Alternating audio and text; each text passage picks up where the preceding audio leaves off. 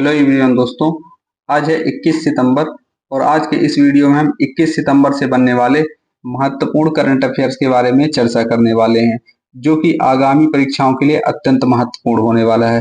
दोस्तों, अगर इन वीडियोस के आप पीडीएफ प्राप्त करना चाहते हैं या फिर क्विज लगाना चाहते हैं तो आप हमारे टेलीग्राम चैनल से जुड़ सकते हैं, जिसका कि लिंक डिस्क्रिप्शन पे दिया गया है।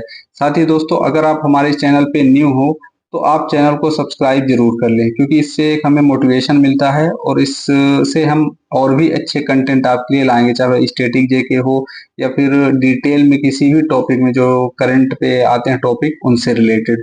तो चैनल को जरूर सब्सक्राइब कर लें और वीडियो को लाइक करें। अब चलते हैं पहले प्रश्न की ओर।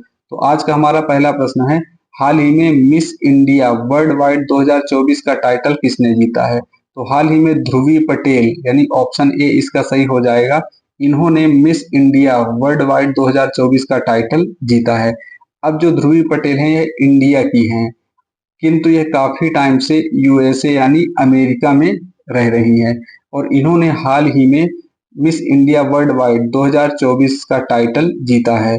यह भारत के बाहर काफी लंबे समय तक चलने वाली एक प्रतियोगिता है, जिसमें कि सौंदर्य प्रतियोगिता जिसे कहा जा सकता है, यानी जो मिस इंडिया वर्ल्ड वाइड है वो एक सौंदर्य प्रतियोगिता भी है और इसका आयोजन इंडिया फेस्टिवल कमेटी के द्वारा किया जाता है।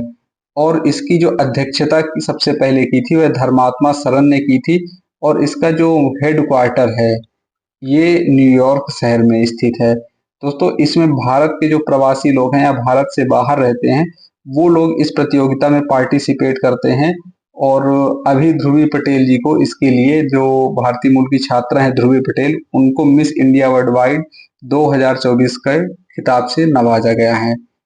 अब चलते हैं अगले प्रश्न की ओर। महाराष्ट्र रियल एस्टेट नियामक प्राधिकरण के अध्यक्ष का कार्यभार किसने संभाला है? तो हाल ही में मनोज सौनिक ने, जो महाराष्ट्र रियल एस्टेट नियामक प्राधिकरण है, इसमें जो अध्यक्ष थे अजय मेहता, इनकी जगह पे मनोज सैनिक ने कार्य अध्यक्ष पद का कार्यभार संभाला है। तो ऑप्शन सी इसका सही राइट आंसर हो जाएगा। दोस्तों, अजय मेहता की सेवानिवृत्ति के बाद मनोज सौनिक ने महरेरा यानी महाराष्ट्र रियल एस्टेट नियामक प्राधिकरण का अध्यक्ष के रूप में कार्यभार संभाला है।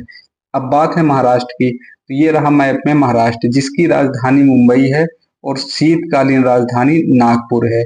यहाँ के वर्तमान में राज्यपाल रमेश बैस हैं, मुख्यमंत्री एकनाथ शिंदे हैं, उप मुख्यमंत्री देवेंद्र फडणवीस हैं और विधायिका द्विसदनात्मक है, जहां विधान परिषद की 78 सीटें हैं और विधानसभा की 288 सीटें हैं। दोस्तों, जो हम ये स्टेट के बारे में बताते हैं तो इससे आपको काफी ज्यादा मदद मिलेगी। आपको हर स्टेट, इंडिया के जितने भी स्टेट राज्य हैं उनके बारे में आपको डिटेल में पता चल जाएगा। बाकी आप अगर सेपरेट पढ़ोगे तो इतना जल्दी समझ में नहीं आएगा। तो एक एक स्टेट करके आपको एंड में समझ में आएगा कि हाँ, जिस स्टेट का हम करंट अफेयर्स पढ़ रहे हैं तो हमें काफी मदद कर रहा है उस स्टेट के बारे में जानने के लिए। साथ ही हम इसमें और भी कुछ क्वेश्चंस ऐड करेंगे। जैसे अगर मान के चलिए हमने अभी महाराष्ट्र की बात की, तो महाराष्ट्र से जो भी इम्पोर्टेंट करंट अफेयर के क्वेश्चन बने होंगे उनको भी हम नेक्स्ट सीरीज में ऐड करेंगे। तो इस वीडियो को जरूर अच्छे से देखें और एंड तक जरूर देखें। अब हमारा अगला प्रश्न है, हाल ही में राष्ट्रमंडल खेल 2026 का आयोजन कहाँ किया जाएगा? तो दोस्तों, हाल ही में ग्लासगो में राष्ट्रमंडल खेल 2026 का आयोजन किया जाएगा।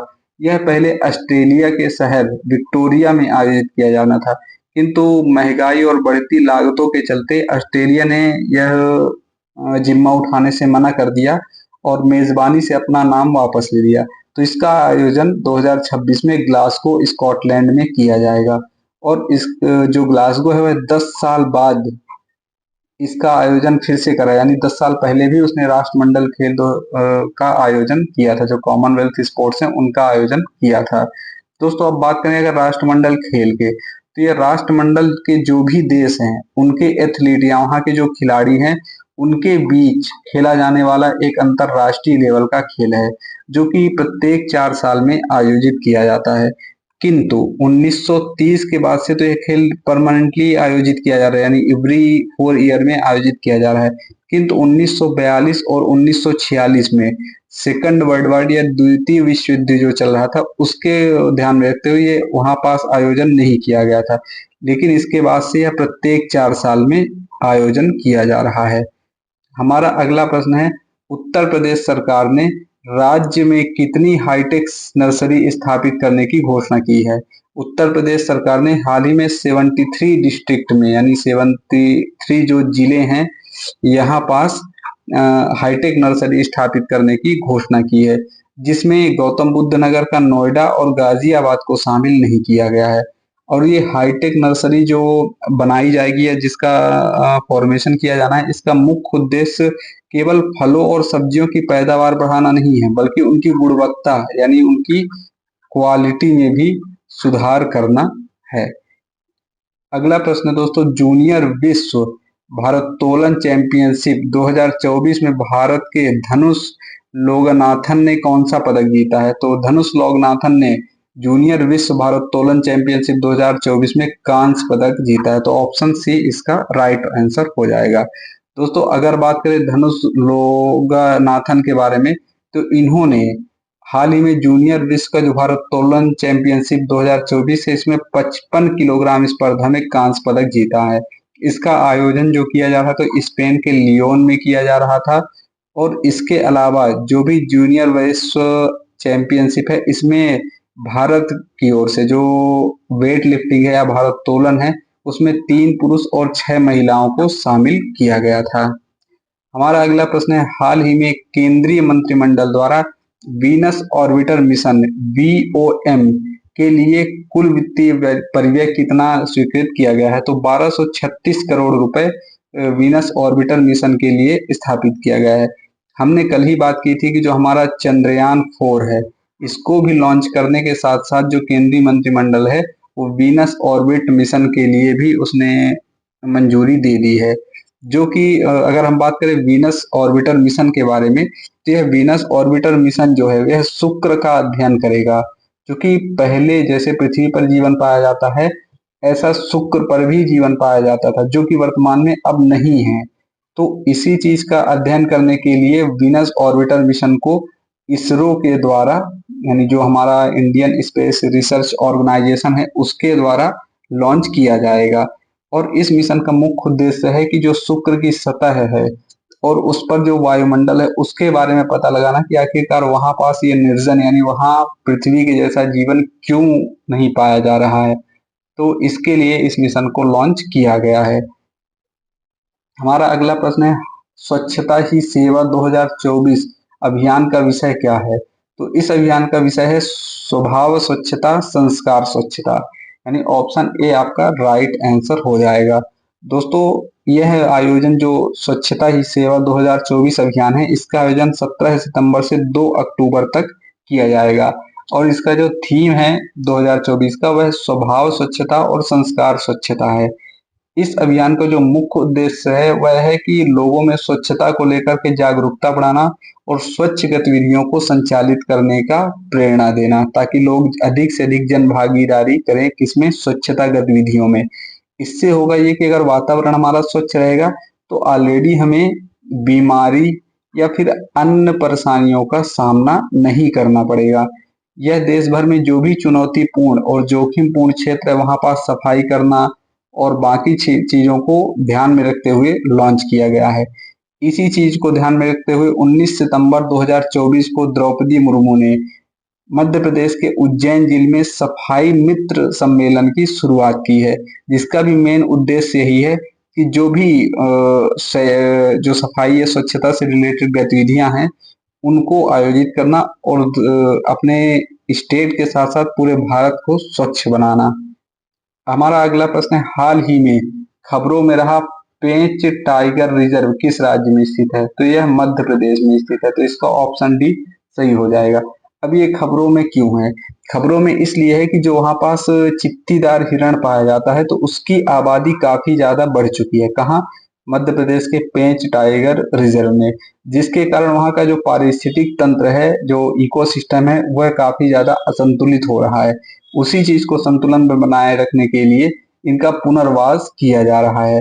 अब चित्तीदार हिरण, जिसे चीतल भी कहा जाता है, भारतीय जंगलों में सबसे आम हिरण प्रजाति, यानी ये हर जंगल में लगभग लगभग पाया जाएगा। यहाँ पास आप इमेज में देख सकते हैं, चीतल या स्पॉटेड डियर जिसे बोला जाता है, और इसका वैज्ञानिक नाम एक्सिस एक्सिस है। यह भारतीय उपमहाद्वीप का मूल निवासी, यानी जो चीतल है हमारा, ये भारतीय मूल निवास का है। इसके अलावा यह भारत, श्रीलंका, बांग्लादेश, भूटान, यानी एशिया वाले इलाके में तो सब जगह पाया जाता है, किंतु भारत, श्रीलंका, बांग्लादेश, भूटान और पाकिस्तान, यहाँ पास एक छोटे समूह सहित काफी ज्यादा मात्रा में पाया जाता है। हमारा अगला प्रश्न है, विश्व अल्जाइमर दिवस कब मनाया जाता है? तो हाल ही में 21 सितंबर को विश्व अल्जाइमर दिवस मनाया जाता है। अब विश्व अल्जाइमर दिवस मनाया जाता है तो ये क्या है? तो इससे लोगों में जो भी अल्जाइमर से रिलेटेड चुनौतियां हैं, या जो भी इंफॉर्मेशन है, उसे स्प्रेड करना, या फिर अल्जाइमर के जो रोगी हैं या अन्य व्यक्तियों में अल्जाइमर से रिलेटेड सूचनाओं को पहुंचाना और उन्हें जागरूक बनाना है। और 2024 का जो थीम विषय है वो डिमेंशिया की को जाने, अल्जाइमर को जाने, यह इस 2024 का थीम है। जो कि क्वेश्चन पूछा जाता है दोस्तों कि अल्जाइमर दिवस 2024 का थीम क्या है, या जो भी इस तरह के क्वेश्चन आते हैं हम डिस्कस करते हैं, तो ये चीज पूछी जाती है एग्जाम में। तो पहला विश्व अल्जाइमर दिवस है, यह 1994 को मनाया गया था। अब बात करें अगर अल्जाइमर के बारे में, तो यह एक तंत्रिका संबंधी विकार है, और इसके कारण जो मस्तिष्क की कोशिकाएं होती हैं, हमारे माइंड की जो कोशिकाएं होती हैं, ये क्या हो जाती लगती है, धीरे धीरे मरने लगती हैं। इस की वजह से हमारा जो याददाश्त है वो कम होता है, या बोलने लिखने की क्षमता कम हो जाती है, हम चीजों को रिकॉल नहीं कर पाते उतना जल्दी। और एक सबसे महत्वपूर्ण बात है, या फिर ये कह सकते हैं कि बैड न्यूज है, कि इसका कोई भी इलाज नहीं है, यानी इस बीमारी का कोई भी इलाज नहीं है। बस दवाइयों से इस बीमारी को कंट्रोल किया जा सकता है, बट परमानेंटली सॉल्यूशन इस दवाई का नहीं है। हमारा अगला प्रश्न है, हाल ही में किस मंत्रालय ने विश्व खाद्य भारत 2024 कार्यक्रम की मेजबानी की है? तो हाल ही में खाद्य प्रसंस्करण उद्योग मंत्रालय ने विश्व खाद्य भारत 2024 की मेजबानी की है, यानी ऑप्शन बी इसका राइट आंसर हो जाएगा। दोस्तों अगर बात करें तो 19 से 22 सितंबर तक भारत मंडपम नई दिल्ली में विश्व खाद्य भारत का आयोजन किया जाएगा, जिसकी मेजबानी या नोडल एजेंसी के रूप में खाद्य प्रसंस्करण उद्योग मंत्रालय करेगा। दोस्तों आज के लिए इतना ही, मिलेंगे कल नेक्स्ट वीडियो में। तब तक के लिए धन्यवाद, और अगर आप चैनल पे नए हो तो चैनल को सब्सक्राइब जरूर कर लें। जय हिंद।